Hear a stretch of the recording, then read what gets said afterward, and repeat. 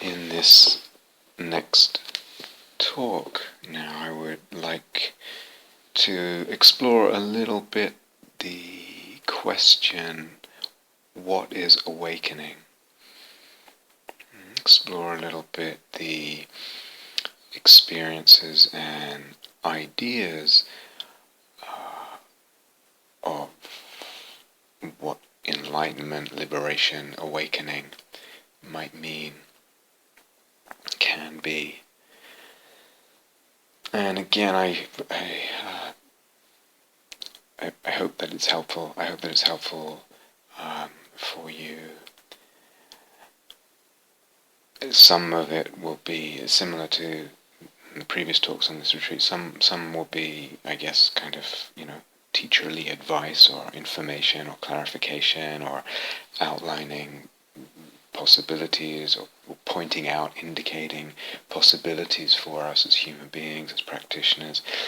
And alongside all that, again, I'm partly hoping just to open up the discourse around this and open up our thinking around these notions, awakening, enlightenment, liberation, using them interchangeably for now, those terms, and opening up also our questioning around that. And if you listen, you will hear that there are actually several questions interwoven in the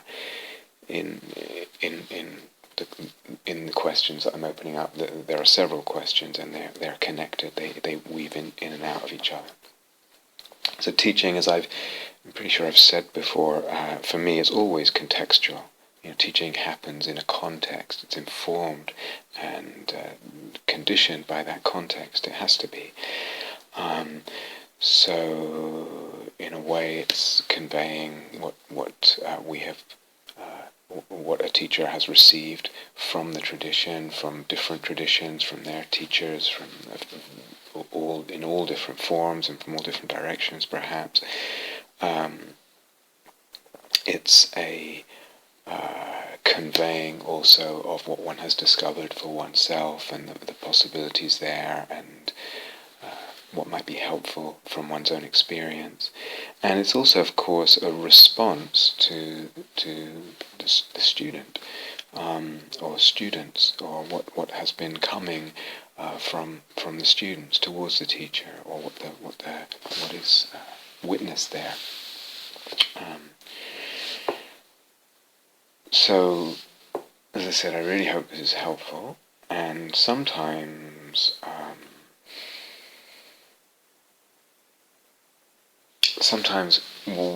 a teaching is helpful only at a certain time, at a certain point in one's practice. So it might be that we hear certain teachings and it's just not the right time for us to hear those teachings. They don't impress us, we don't understand, they don't make much sense, or they just seem silly to us, or it doesn't fit with another idea we're more favoring at that time. So really, whether it's helpful also depends on whether it's the right time to hear a certain teaching at a time in your life, in your in the development of your practice, in your journey, etc.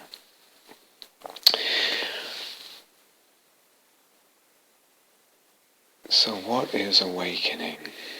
If one again listens or reads different teachers, or listens to practitioners, or asks a range of teachers or practitioners, asks what is awakening, what is enlightenment, what is liberation, what does it mean to you? You will surely get these days a very wide range of answers, a very wide range of notions and responses there. And you will also encounter many practitioners who don't really think about the notion at all. It's not in their vocabulary, or they make very little reference to it, or perhaps it only really means moments of mindfulness, are moments of wakefulness, therefore they are moments of awakening. And it's not really in their their map, in their orientation. They're not really referring to it, and it's not really a reference point for their practice and for their thinking and discourse, etc. But there is really a wide range. I mean, perhaps in Buddhist circles, because of the centrality of the Four Noble Truths, which we've been discussing a little bit in the previous talks, dukkha, and then the third truth, the ending of dukkha, the cessation of dukkha, liberation or freedom from suffering might be the commonest sort of nutshell response to this question of what does awakening mean. But then that just begs, for me, begs the next question: what does that mean? Freedom from suffering, liberation from suffering. What does that mean? What would it look like? What do you mean by suffering? What kind of suffering? So to me, just that much is interesting. The fact that there's now such a wide range. I've touched on this before, but that social fact, if you like, is very interesting to me, and it marks our age, and it marks the Dharma in our age, and it marks the Insight Meditation community as well.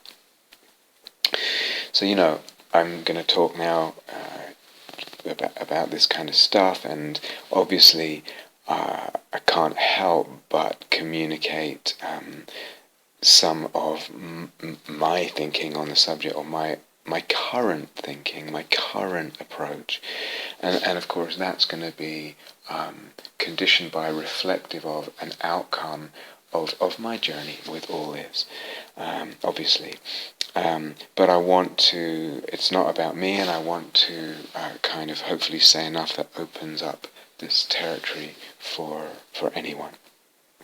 But obviously it's going to be reflective of and informed by how I have related to this question in the past, which has, along with other factors, conditioned how I'm relating to it right now. But I don't mean to communicate anything final. So I don't mean to give you a categorical, final, authoritative answer to what is awakening. And in a way, that's part of the very point that I want to communicate, is that the relationship, the way we relate to the notion of awakening, the idea we have of it, it evolves. Or I say, this is again a point of view, it should evolve, and it should be open to questioning. Is it open to questioning? The notion that we have of awakening, is it more that the very question or the journey we have with the notion of awakening and what that might be is open-ended? So right there, it's quite a perhaps different point of view. I'll come back to this. A different point of view than one might have encountered or be used to. So I don't want to be communicating a final, this is how it is, dogma. But of course it's going to be, much of what I say will be inevitably influenced by my history with this question, my experience with practice, and my current, way I tend to relate to it and approach and thinking. But let's start with this business of how we approach the very notion. So people say awakening, enlightenment, liberation, and as I said, for some people they just don't register those words, they just ignore them. For other people they're really quite alive or quite charged words, they're quite emotive for us. But one of the things I'm really interested in, I'd like to start there, is how are we approaching this question of awakening, this notion of awakening? How are we looking at it? How are we relating it? How do we conceive of it?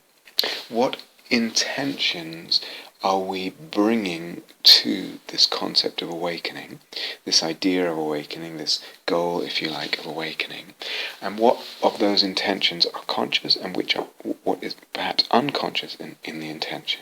What are the assumptions and what are the perhaps of those assumptions, unconscious assumptions that we bring to this word, this idea, this notion of a goal of awakening. What drives of the being, of the psyche, do we bring there? So this to me is where I'd like to start, and one of the really, really, I think, indispensable questions to try to open up this whole field. How am I approaching it? How are we approaching it? How are we conceiving? What are the intentions, assumptions, drives involved for us? What goes on for us with respect to the idea and the notion of awakening?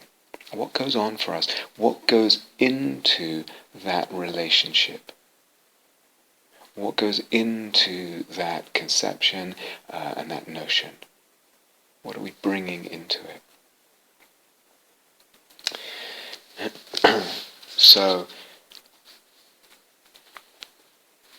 I think it's really helpful in this area, really important, and in fact potentially liberating in asking what is liberation, and in asking what is awakening, what is enlightenment, etc. It's helpful, important, and potentially liberating to draw attention to and contemplate, or at least consider the possibility that we, many of us, let's say, will tend to approach the question and the teaching of awakening, enlightenment, liberation, etc., with, to some extent, informed or impressed or driven by two motivations, two kinds of motivation that I would highlight right now. And so the question is, how much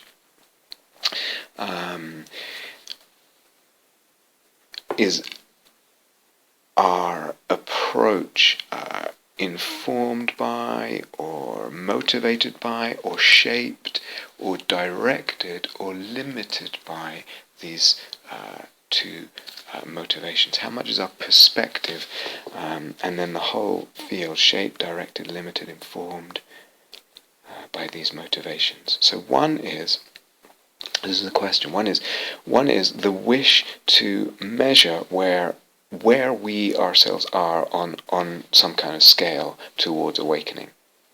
So it's actually, how much is the motivation involved in the way we approach the question of awakening and the goal of awakening? How much is that a kind of ego measuring wish, if you like? An ego wish to measure up, which is actually quite a normal movement and inclination of ego, to measure itself. Ego, or actually self-sense, is conditioned by, is fabricated based on any kind of measurement. And this goes extremely subtle, extremely deep.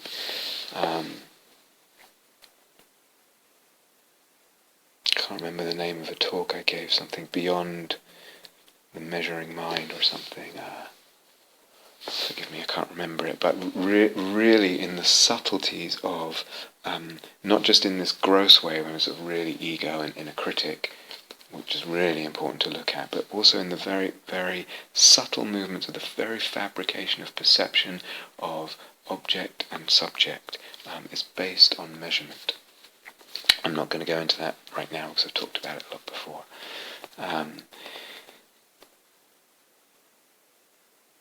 I think that talk was called Maya and Nirvana or something like that, Beyond the Measuring Mind, something like that, but if you're interested.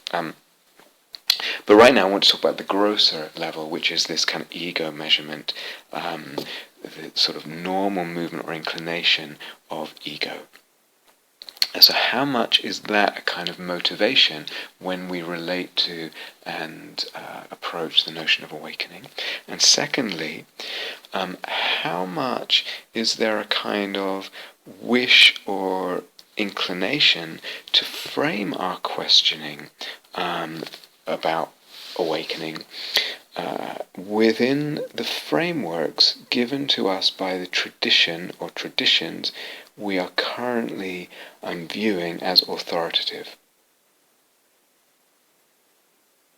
So it's not really common, is an observation I'd like to make, it's not really common to radically question the views and definitions of awakening, enlightenment, liberation, etc., whatever you want to call it, that are handed to us by the traditions that we are currently viewing as authoritative.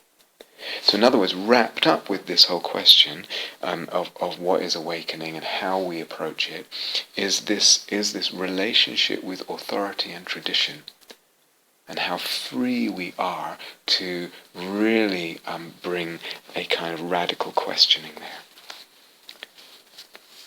So two questions for us. How much is our approach to awakening and our approach to even the idea of awakening, what it might be, what it can be, how much is it motivated, informed, shaped, directed, limited by the tendency of the self or ego to want to measure itself, to measure up, and secondly, by a kind of unquestioned authority of tradition, or a non-questioning of the authority of tradition. And sometimes those two factors, if you like, combine, of course, the measuring self and the kind of lack of questioning of the authority of a tradition, in all kinds of ways, and sometimes we, it's not one tradition, it's like a tradition, like, for example, Pali Canon Buddhism, or even just insight meditation tradition.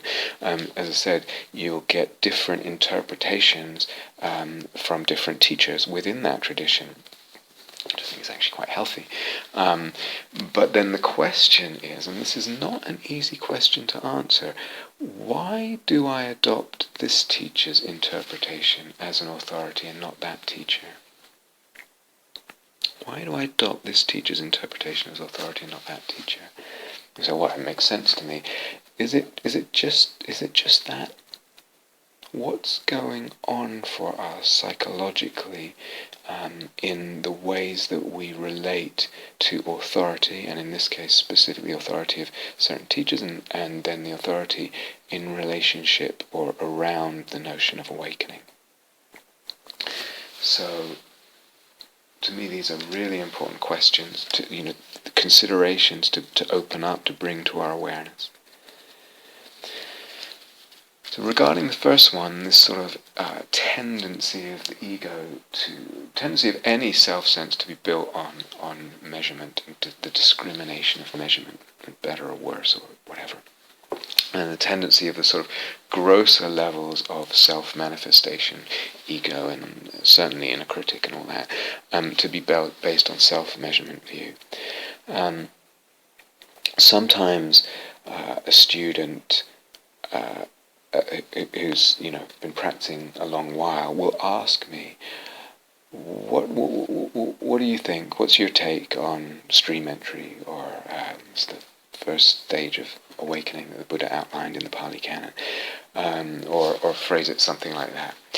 And sometimes I find myself actually rather than just kind of say what I think or whatever, actually it seems like there's a more important question that needs to be asked in response, which is, why are you asking?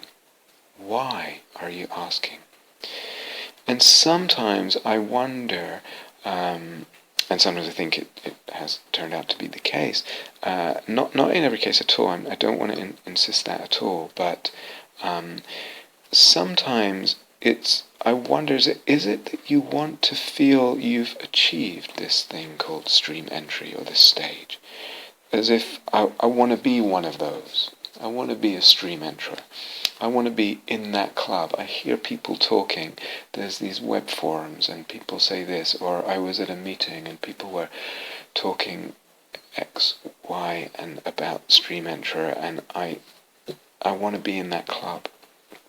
Or, obviously a very related question, but subtly different, is it that you don't want to think and feel that you're not in that club, that you're not one of those, but very subtly different. And why? Why? And actually, do we dare to really explore this question? It takes a lot of courage to explore that question. It's quite radical to turn the questioning around that way. Can we explore it vigorously? And sometimes I've sort of brought this up and a person kind of shrugs it off or whatever. And sometimes it's been my sense that, I think there's a lot more to investigate here. So I don't mean by this to jump to the other extreme, which sometimes is communicated in certain teachings, of just drop all notions of awakening, forget about it, it's just an ego trip.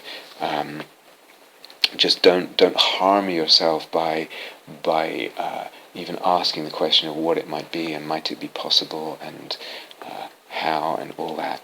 Just drop it. Just forget about it. Don't go near it, because by going near that question, you're poking the dragon of the inner critic. The dragon will be awoken and torment you. But by asking this question, why are you asking? And can you really vigorously explore that? I'm asking it out of kindness. Or when I ask it out of kindness. But there's also, or in asking it of yourselves, part of the reason for asking it is kindness. Can you get that? If I'm actually chasing something just for the sake of kind of satisfying the unsatisfiable inner critic, or just in getting my stripes, measuring up, finally being good enough, that's really unkind to live a life that way, to pursue practice that way, for one's practice to be shot through with that kind of drive. And so the question is coming, if one poses it to oneself, or in a with a friend where it feels safe to ask that question together with each other, of each other. It's coming out of kindness. But there's also a lot of boldness and radicality in the questioning. It's kind, but I don't know if you can. If you can hear that, there's boldness and radicality. Why am I even asking this question about awakening? What is my relationship with this? And there's aspects. This is one aspect. There's a whole other kind of level of what we call what we might call metta freedom, META. A whole other level of freedom that can open up when we open up our relationship with the very notion of freedom, of liberation, of awakening, enlightenment. And that's partly what I hope to open up a little bit. It's like a whole other level of awakening, a whole other level of freedom. But even asking this question, why am I asking, and asking, what am I bringing to this question? What are my notions? What's my relationship? What are my intentions? These are not easy questions, and I think they take courage, they take honesty, they take integrity, and they take boldness. So, personally, I am very interested in awakening, enlightenment, liberation, what that might mean, what it can be. I'm very interested in the possibilities for a human being. Possibilities for consciousness, the possibilities for living, for life, for the sense of existence, the possibilities for perception, the breadth, the range, the depth, the possibilities for soul, the possibilities of what does liberation of my action in the world mean, and the possibility in relation to all this for society. We talk about awakening, liberation. What might that mean socially? What might it mean for the wider sphere of being and beings? I'm also very interested in the ideas about it, and notions, and our relationship with it, and our relationship with our ideas about it, as I've just said. But when someone talks to me in an interview, and sometimes the student might bring it up, they're feeling this pressure or this measurement or this way that things have just gotten really tight and constricted and painful in relation to a question of some kind of achievement on the path, meditative achievement, whether it's awakening or jhana or emptiness, stages of emptiness realization or whatever it is.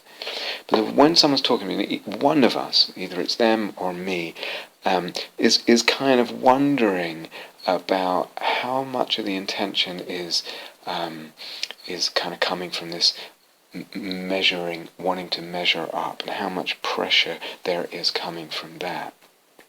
Then often I feel that at that point, the most necessary and most interesting piece to explore in the conversation is exactly that. It's the relationship with. Doesn't mean we won't get to the rest of it and the ideas and the possibilities of what it might mean and how one might move towards that or open that up, whatever metaphor we might use. But this piece about relationship with and what comes in terms of intention and motivation is a really necessary piece, and oftentimes it's like we need to do that before we can go any further, and it's actually quite an interesting piece, I think.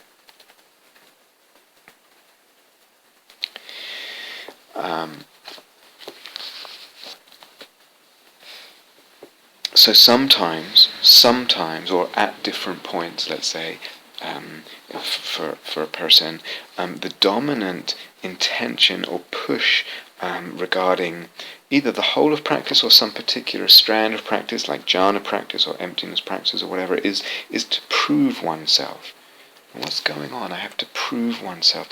Is it to myself that I have to prove myself? Is it to others? And who? Is it to a certain teacher or teachers? And as I said, to measure up somehow. And like I said, if this is the case, or even if one of us in the conversation suspects that it is the case, then in my role as teacher, I actually become more interested in that at that point, or as a necessity to understand and unpack it, and to find freedom from that particularly narrow and painful drive. And that becomes, at that point, just at that point, more interesting and more necessary than attaining jhana, attaining this stage of realization or whatever. Actually, if we just dwell a little bit with jhana practice, so the same kind of, again, painful psychological mechanics regarding motivation, and can go on there as they can in relation to awakening. With long-term practice, I mean really doing a lot of jhana practice and doing it very thoroughly.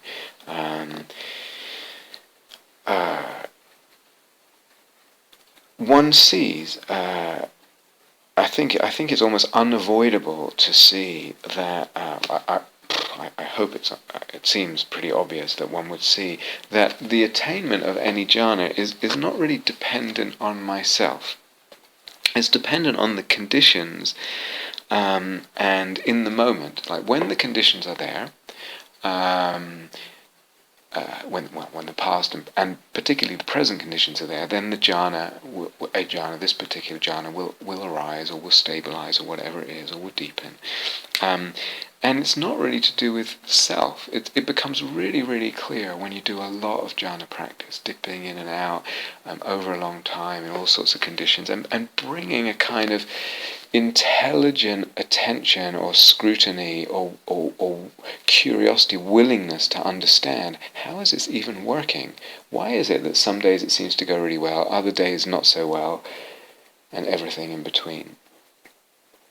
or sittings well or not so well, etc. So if there's an interest in that, it's kind of unavoidable that one realizes, it's not really that the self is so fantastic and kind of the architect of all this. It's the conditions. And so this kind of dissolves, this realization dissolves any attempt to use the jhanas to measure up or prove oneself. It's not about oneself. That's not what it depends on. When, though, there's just been a little practice of the jhanas and a little sort of success or attainment of, first of all, jhanas, just a little bit, and then we could say, I got it, first jhana, got that, got the second, got the third, got the fourth, and there's this quick sort of ticking off and getting of one's, stripes. Oftentimes that realization of their dependence on conditions has not become clear yet. It's not mature yet.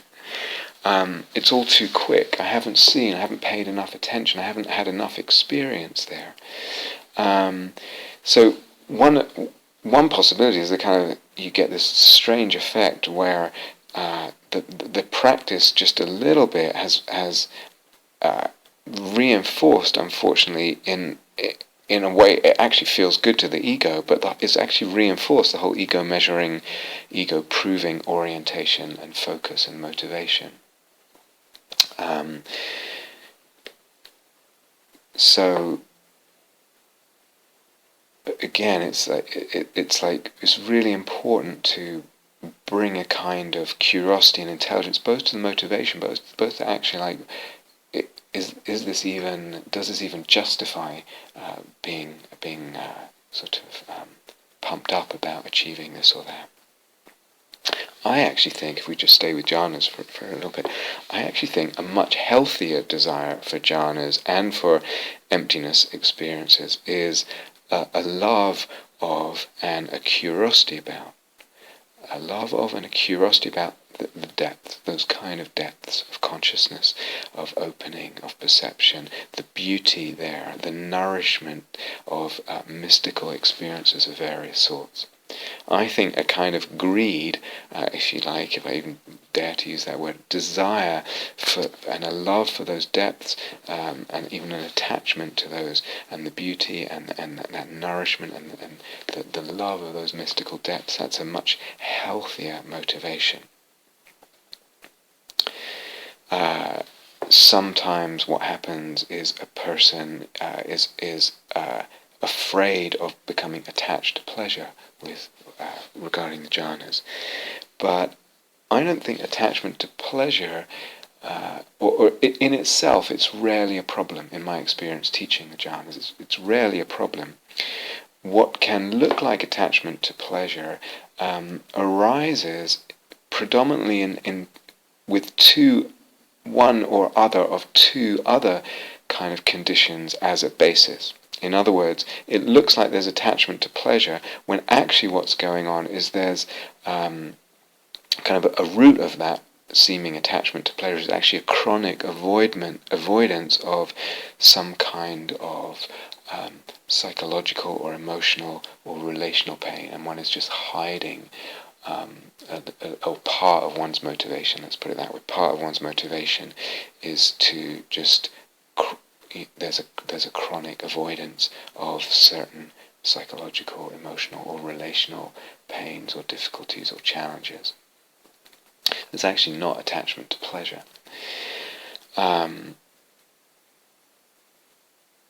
It's also the case that what looks like attachment to pleasure can only really take root when there isn't a sense of soul-making, of mystery and beauty in the discovery of the jhanas. You understand? It's the jhanas have become kind of flat because one hasn't opened up that dimension of soul. They're just kind of pleasant experiences of different degrees. And one isn't, for whatever complex reasons, one isn't really opening up to the sense of mystery and beauty that they can open up for us. there's not really a sense of soulfulness deepening and soul-making going on there. So it's just become about pleasure, and sometimes that's when the attachment to the jhana the attachment to the pleasure can be actually a motivating force, because there's nothing else. It's just pleasure, or it's mostly avoidance in and looks like attachment to pleasure.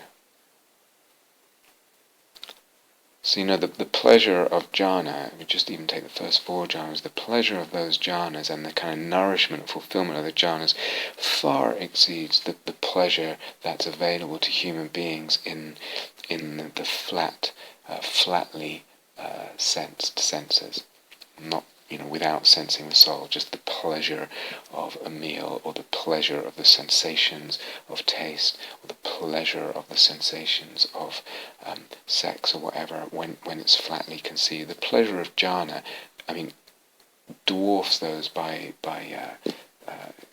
you're talking about totally another realm. But the pleasure of soul-making and that kind of dimensionality opening up, the delight of that and the nourishment of that far exceeds the pleasure of the jhana when the jhana is conceived flatly and felt flatly, when it's just a realm of pleasure. A kind of, that's convenient, that's a lot of pleasure, I'll hang out there in the 3rd jhana or whatever it is.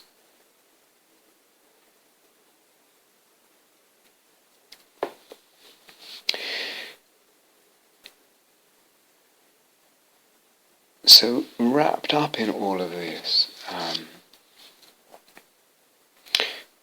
is this question of motivation. Motivation. What am I wanting? Whether it's from jhanic experiences, whether it's from emptiness, whether it's from the whole path, and whether it's from awakening. And that whole idea or goal. If my motivation is this kind of proving myself or measuring up, somehow, the ego measuring up, I would say that's not a deep motivation. It's not really what I would call an authentic desire. It's not a soul desire. Let's just say it's not even authentic. It's not a deep desire. It's a superficial psychological mechanism, although the pain can feel like it goes very deep. It's not what I call authentic. It's not really your own. It's somehow put on one socially. This desire to measure up is a kind of social desire. What do you want? What's your authentic desire for practice, for the path? What kind of awakening do you want? What is the awakening that you seek? What possibilities do you hope for, long for, yearn for? So, when we talk about, or ask this question, what is awakening? And we play with that question a little bit, we could approach it by studying various conceptions and statements and differentiations of the notion of awakening, and we're going to do a little bit of that in the Buddhist tradition as well as other traditions and teachings, and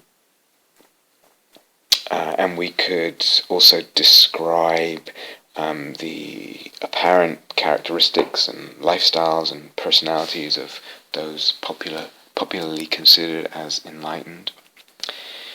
But as well as all that, or even instead of all that, but let's say as well, we could ask this question, what do you want?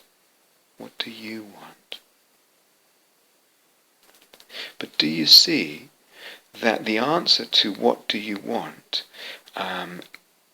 may be to a large extent informed, conditioned, and even closed in by the study of various conceptions, statements, differentiations of awakening, as we said before, by the Buddhist tradition, by stories and images describing the apparent characteristics, lifestyles, etc. of those popularly considered enlightened, etc. Do you see how that what we receive there, again, from an authority or from a subculture, whatever, actually might shape, inform, direct, and limit the very answers we give ourselves when we ask ourselves what we want. It may shape, limit, inform, and direct what we actually want, or what we feel we want.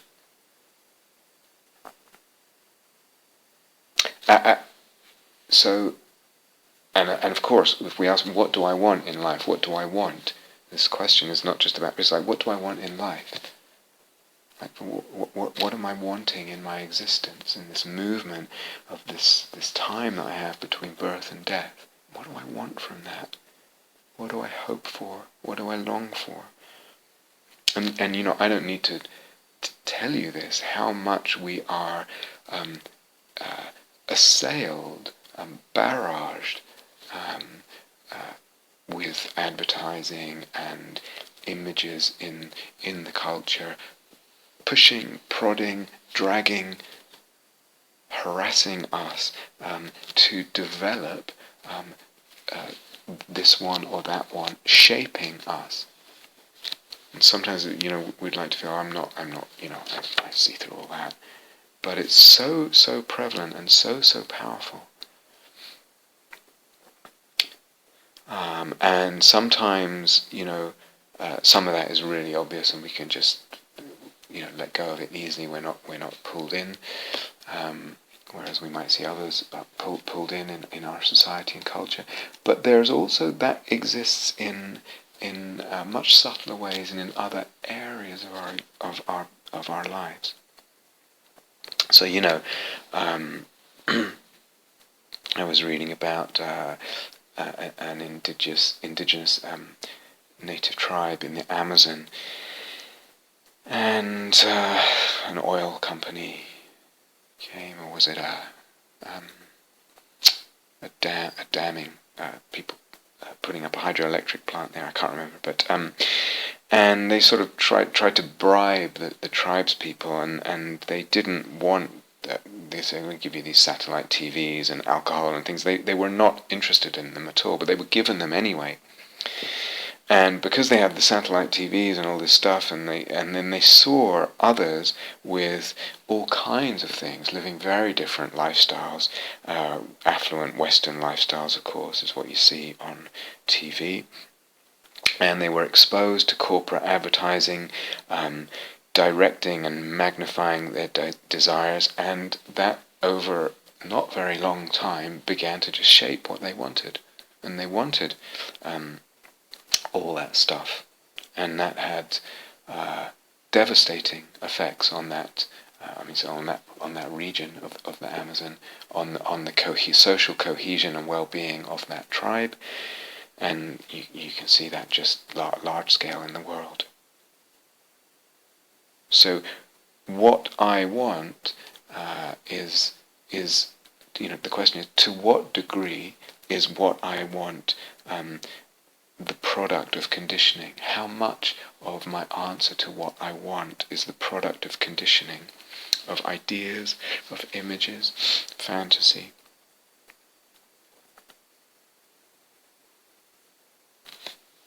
And also, just another thing I read in the Guardian, in up to 1990, or they did some I don't know what you call it, sort of study in Fiji, and this is from a guy called Raul Martinez in a book called Creating Freedom, and eating disorders were unheard of there in 1990 and before that, when they did studies of a sort of anthropological social studies, let's say, in in Fiji. In 1995, TV was introduced in Fiji. Most of it was American TV, and it was teeming with food ads. Food ads, all the time on American TV, and all kinds of hamburgers and sweets and this and that and whatever. Within 3 years, 12% of teenage girls in Fiji had developed bulimia.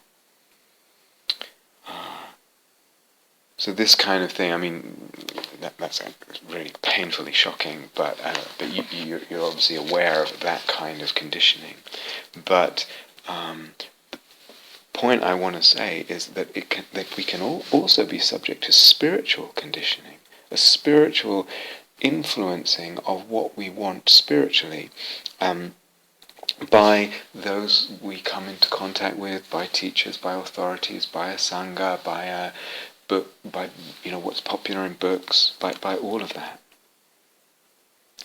And I don't know, for some of you who've been around a while,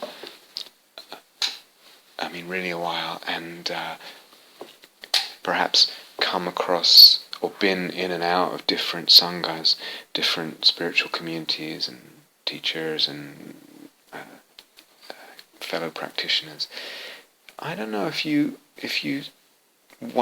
have wondered this as well, but sometimes in some of the communities, I don't just mean static communities, I mean just sanghas, mobile sanghas even, that I've moved in and out of over whatever it is, 30 years, I don't know, but more than 30 years. Sometimes I just wonder, and I don't know if you wonder this too, whether there's almost a sense of certain figures in a sangha, maybe the figures of the more senior students or the teachers, sometimes sort of, I don't know, semi-consciously kind of inhabiting or semi-consciously projecting a certain persona, as if almost to kind of sell it would be way too strong a word, but kind of projecting it to influence others in a way. So it depends exactly what the kind of style is in which kind of sangha. Sometimes, and some of them are monastic and some are very non-monastic and whatever, but they can be kind of, for instance, a kind of image of sort of jovial, warm but kind of actually distant or somewhat aloof, affably amused at the world, and those who kind of scurry about the world, busy and attached, but with a kind of goodwill in it. And there's something about that persona I just I'm wondering if you have ever wondered this, as if someone might be unconsciously or semi-consciously, perhaps, inhabiting it or projecting it, and kind of, selling it a little bit through the smile, and through the way one walks, or through the way one stands, even in a lunch queue, through the way one's shawl is casually slung over one's shoulder, or whatever it is. And it's maybe good to model a certain possibility of, let's say, disinterest, of non-entanglement. Good to model a certain archetype even of kind of equanimity that's almost aloof, When, though, does it become a kind of fixated image that's for us unquestioned and rigid, and it's kind of going on in a way that we're not even quite conscious of it. This pull of us, or this stamping or rigidifying, that's what awakening looks like. That's the model, and without the questioning, and it's got somehow cast a little bit in a kind of unconscious way for us. It's a certain style, but it's a fixated image, even though it might be relatively unconscious rather than an imaginal image. And again, there's this question, what do you want? What do you want?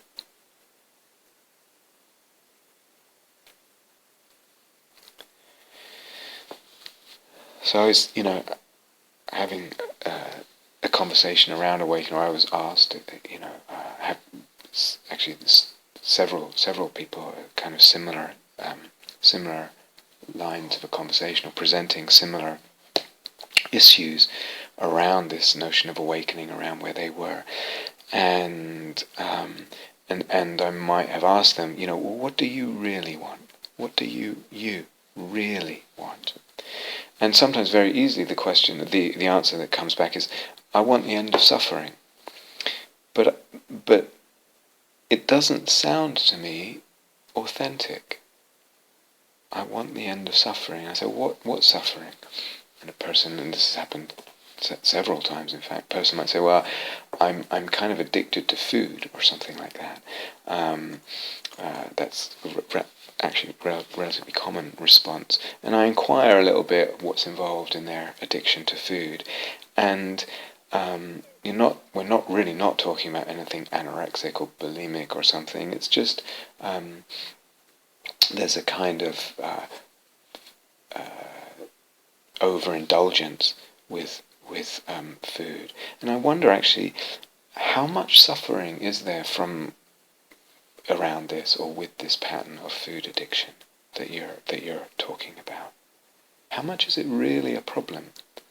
So I'm really interested in awakening. That's what I'm really going for. What does awakening mean? It means the end of suffering. I really want the end of suffering.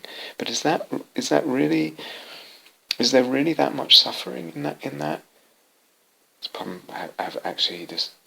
People have actually very good, well, compared to me, anyone has, but very kind of robust digestive systems. They can actually indulge in all kinds of foods and sweets and overeating and stuff, and feel a little bit sluggish or a tiny amount of indigestion, but it's not really a problem. Is that really what you want? That suffering that you experience around overindulgence with certain foods, or is that really what's most important to you? And sometimes, so go into this question, and sometimes a person thinks a bit more and opens it up and says, I don't want to be, quoting the Buddha, they might say, I don't want to be an untrained, ordinary, run-of-the-mill person. That's a stock phrase of the Buddha, talking about an unenlightened person, or a person who hasn't done any practice and progressed on the path. I don't want to be what the Buddha calls an untrained, ordinary, run-of-the-mill person. But then that answer, probing a little deeper, is like, is it really the end of suffering? Are you really that concerned about the suffering that you experience in your life? Actually, there's not that much suffering, really. There's this problem with food or whatever. It's not even causing that much difficulty. So probing a little deeper, and they come up with this answer. So that answer, again, it suggests to me this issue about ego identification, ego measurement. I don't want to be that. I don't want to be in that camp, what the Buddha calls untrained, ordinary, run-of-the-mill person. So is the motivation coming out of ego and measurement? Or is that motivation, let's say, that aspect of the motion, or that strand of the motivation, is it larger than the attraction to actually lessening suffering? In other words, what's the relative dominance of the different motivations? Or is there an attraction to beauty? We haven't even said anything about that yet. Actually, we did when we talked about the jhanas. But so what's the relative weighting of these different motivations? If I say I don't want to be an untrained, ordinary, run-of-the-mill person, it seems to be indicating that this questions of identification, ego identification, and measurement are actually dominating. And sometimes even then, the psychology is much more, I think, is much more complex. So a person is saying, I don't want to be untrained, I don't want to be like that, but some part of them is really rebelling angrily against the prospect or the demand of training. And the Buddha talks about training a thoroughbred horse, etc., as a metaphor of the development of meditation and practice, sila, samadhi, panya. So at the same time, there's one part of me is wanting this.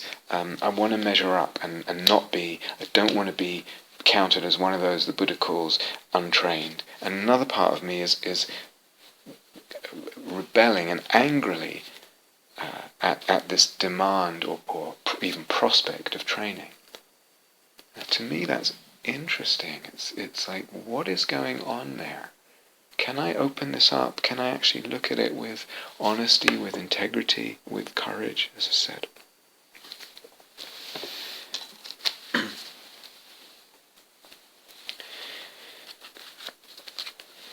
So in the absence of a cosmological belief, basically a cosmological, context of awakening, meaning the ending of rebirth. So that's a kind of cosmological idea that was that Buddha adopted, and the Buddha taught in final awakening is the ending of rebirth. The stages of awakening are the movement to the ending of the final ending of rebirth in arahantship. So you get a non-return. That means you're not born again in this material existence. A once return, you have one more birth, one more rebirth in this material existence. Sotapanna has maximum of 7. Stream entra. Sotapanna is Pali. So stream entra has maximum of 7. So the whole thing is this trajectory to end rebirth. It's a cosmological view. As I mentioned in the previous talk, I think, and wrapped up in that view is there's basically an infinity of suffering awaiting us in endless rebirth. It's basically endless rebirth is equivalent to an infinity of suffering, albeit in a kind of seemingly random roller coaster, up and down, highs and lows, and fortune and misfortune, and all that, pain and pleasure. But inevitably, the suffering there outweighs the pleasure, and a lot of it will be absolutely brutal. So there's a kind of cosmological view in the absence of what awakening is. It's situated in that cosmological view, ending rebirth. In the absence of such a cosmological view, which is, I think, the case for a lot of people these days, it's not really gripping to them, that whole cosmological view of ending rebirth. It's like, what I'm really trying to do is end rebirth and not be reborn into the human realm.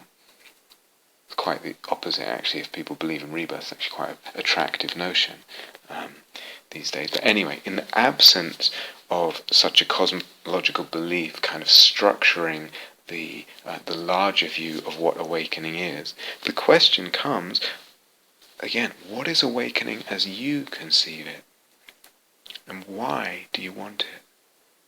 So if I conceive, a very easy answer in a Buddhist context is conceive of awakening as the end of suffering. Again, sometimes, in fact a lot of the time, so is that what you really most want? The end of suffering, is that really what you most want?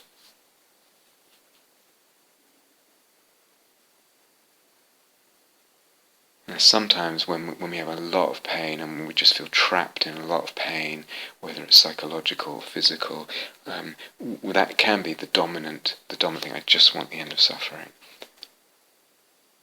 But when that goes, or when we've seen through that kind of psychological pain or whatever it is, or rather for our whole lives, for our whole existence. So is that really what you want? What you most want? The end of suffering, the end of dukkha. Is that your greatest desire? Is that really what you're after in practice? And often someone is saying that, and it's palpably clear actually to both of us that they don't live like that. They're not living and choosing the end of suffering every day. Far from it.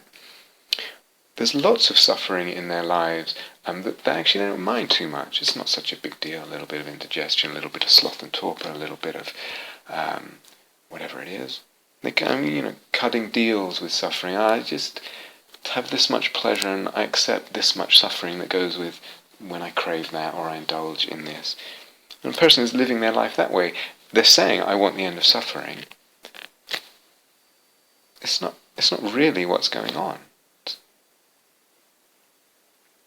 Say, okay, so end of suffering is one way that one might frame it. And it might be a valid answer. My question is just, is it? And if it is, then great, then that's your orientation. But is it? A person might say, happiness, I want happiness. Awakening is happiness, or somehow tying the notion of awakening in with happiness.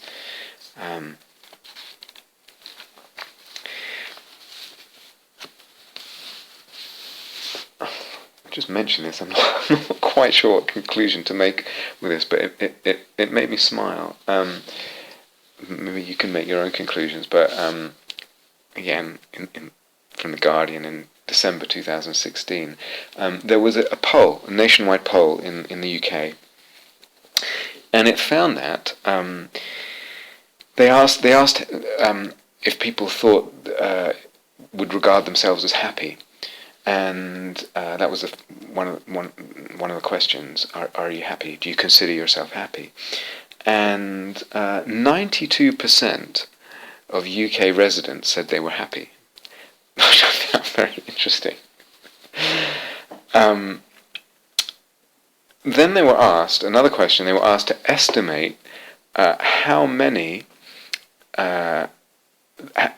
What was their estimate of how many in the UK would say they were happy. In other words, how many people would answer that question, are you happy, with a yes? What's your estimate of how many in the UK would say they were happy? The average estimate was 47%.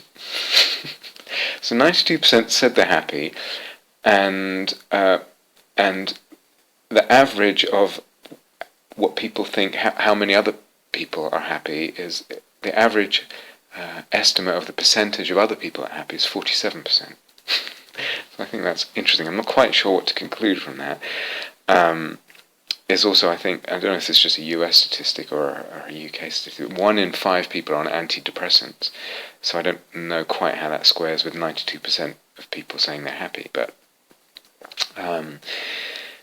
so I don't know. Is happiness something that you relate to, or is a goal for you?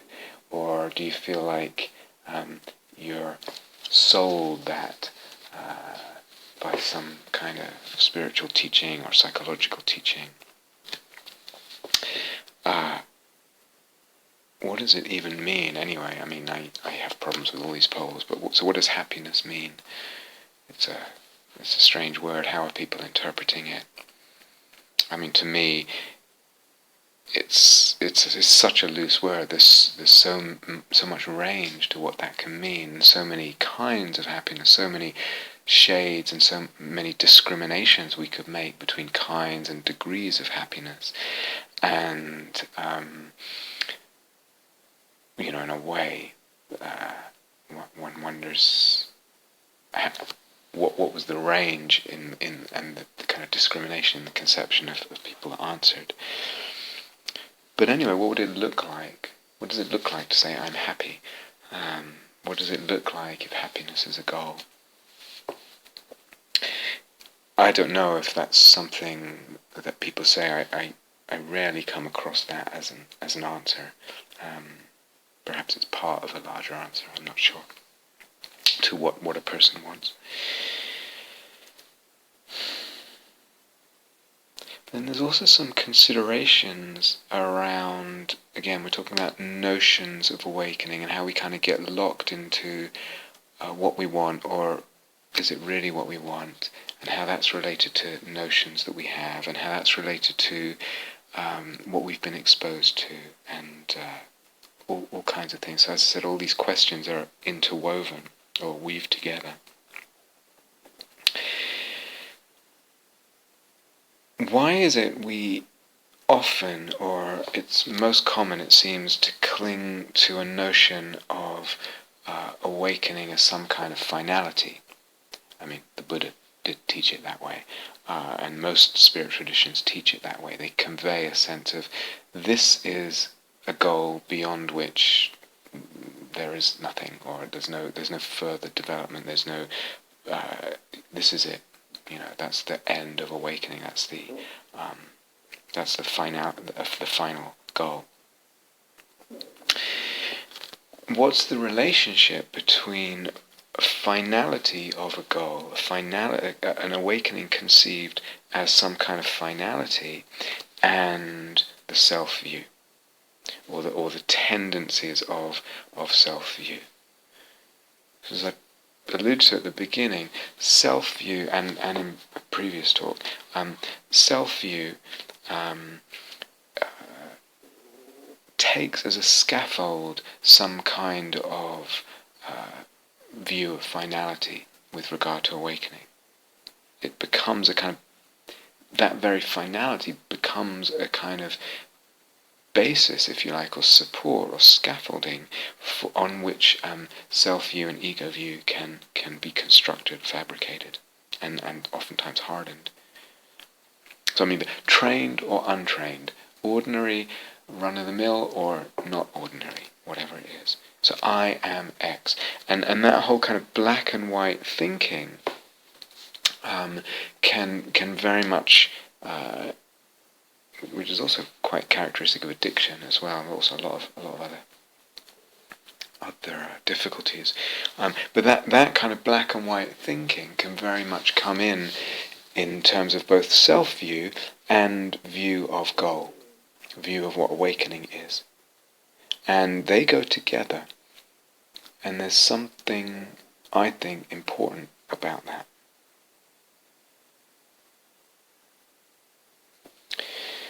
So we tend to think in terms of some kind of final reaching point of awakening.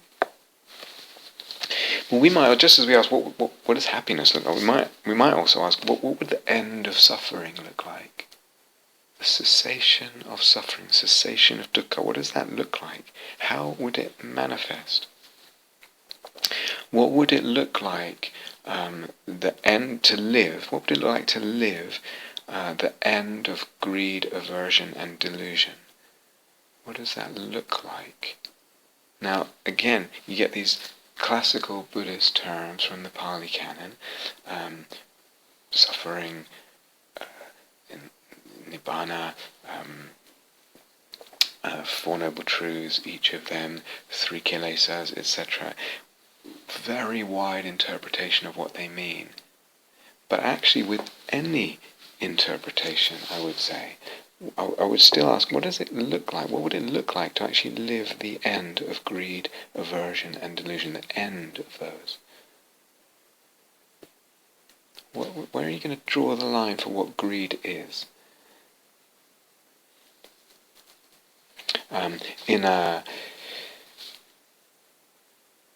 Some of you will know, my tendency or my preference, if you like, with these, with regarding what delusion is to regard it as a spectrum, and also clinging as a spectrum, so that when we talk about really subtle clinging or really deep or subtle delusion, they actually are implicated thoroughly into the very fabrication of any and all perception. So that to really be without delusion is also to be in that moment without perception. And to be completely without clinging is also to be without perception in that moment. One cannot live that. So where on the spectrum of clinging and delusion am I going to draw the line and say, this is delusion, but that isn't?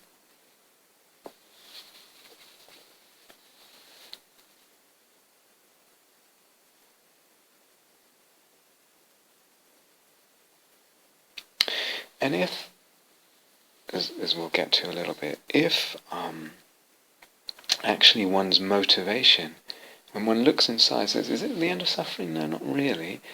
Is it happiness? I'm not sure. And one says, what is it that I really want? What is it? And if it, through my practice and for my existence, and if the answer, or some of the answers are, which I know will be the case for some of you, it's really your question, and not for me, and not for anyone, I think, to tell you what to want. But if the answer is that, actually, why am I practicing? What am I practicing for? And it's really about It's the love of exploration. It's the love and the longing for sacredness, or sacrednesses opening up. It's the love and the longing for soulfulness. It's the love and the desire for beauty, and beauties opening up. It's the interest and the beauty of what we're calling the creation discovery of self, other, world, and all of that. If it's actually that, or those kinds of things that are motivating you, why would we not allow the notion of awakening to be open-ended? What's the limit to my love of exploration? What's the limit to the sacrednesses that can open up, or the soulfulness, the soul-making, the beauties? What's the limit to the kind of poetic and skillful and soul-making fabrication of self, other, world, and eros? Would that be okay, to have an open-ended notion of awakening? I've touched on that before, I know, so it won't be new to most of you.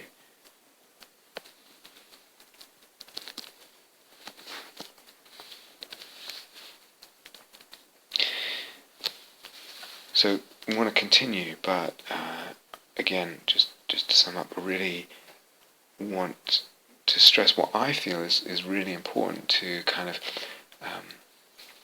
say unpack, but unearth, look at, ask, what is around and in, for me, and in relation, in my relationship to this idea of awakening, my relation to my practice towards awakening.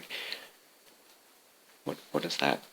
What's involved in my approach, in my conception, in my relationship, in terms of intention, assumption, drive, etc. To me, as I said, that question is a question motivated itself by kindness, but it has a lot of boldness in it, or it can have a lot of boldness in it, and in itself it can actually open up a whole other level of what we might call awakening, liberation. But let's stop there for now.